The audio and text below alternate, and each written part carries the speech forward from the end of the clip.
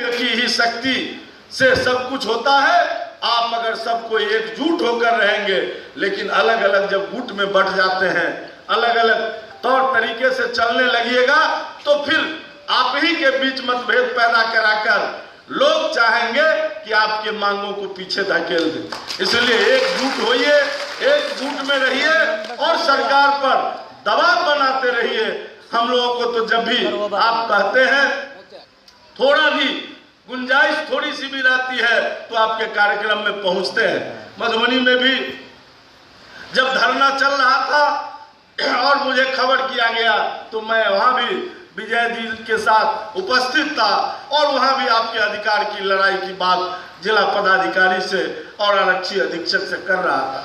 मैं तो कहूंगा कि एक फिर से आप यहाँ जो तय करते हैं, उसके आधार पर सभी जिला अधिकारी और सभी एसपी के पास आप एक मेमोरेंडम जरूर दीजिए कि यहाँ हम लोगों ने ये तय किया है, हम लोगों के साथ भेदभाव नहीं हो, हम लोगों से जो काम लिया जाता है उसके लिए कोई न कोई उपबंध करिए और सरकार को लिखिए कि सरकार इसके लिए कोई न कोई वित्तीय उपबंध करे ताकि हम लोगों को मानदेय मिले।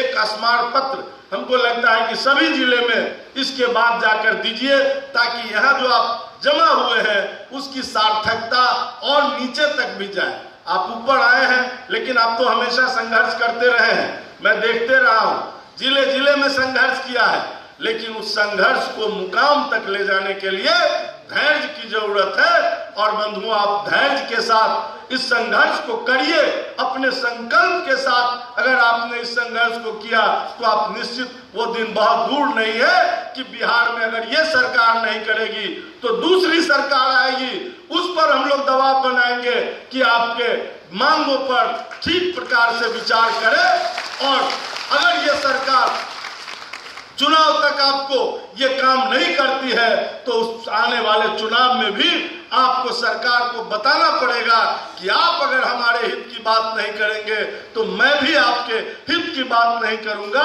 ये दर्शाना पड़ेगा कहीं न कहीं, क्योंकि लोकतंत्र में वोट की भी राजनीति होती है।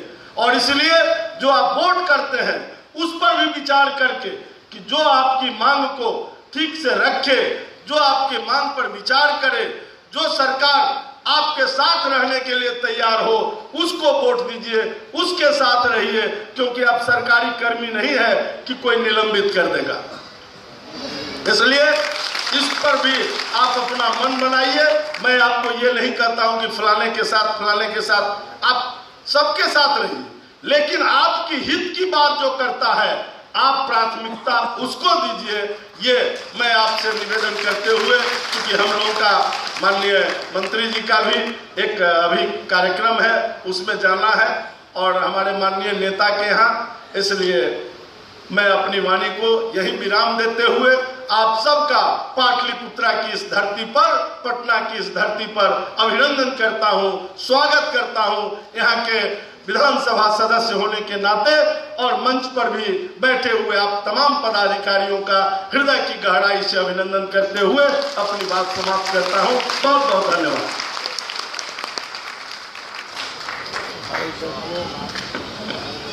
हेलो,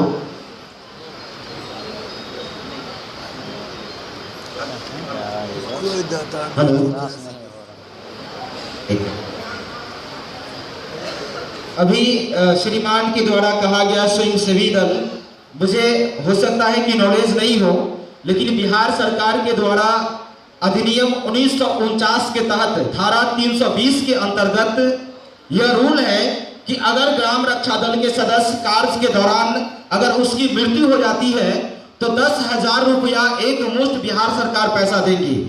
अगर नपुंसक हो जाती है तो 3,000 रुपये बिहार सरकार देंगी।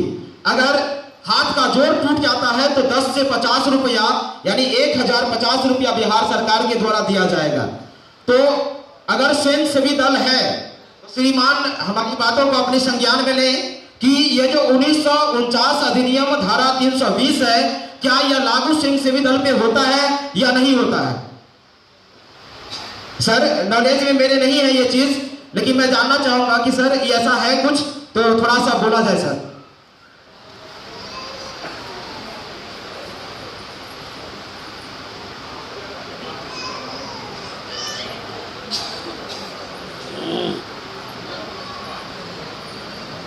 हेलो, तो तब सरकार की कहीं ना कहीं दोहरीगिरी नीति है, और मैंने उस चीज को बहुत ही नजदीक से अध्ययन किया है।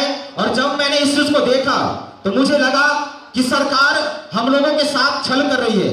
तो कहीं ना कहीं हम लोगों को भी सरकार के साथ छल करने की वो बारी बहुत नजदीक आ गई है। अब हम आग्रह करना चाहेंगे हमारे गार्जियन मंच पर मंचासीन श्रीमान प्रदेश अध्यक्ष श्री सिकंदर पासवान जी को जोरदार ताली से स्वागत करें आप सब।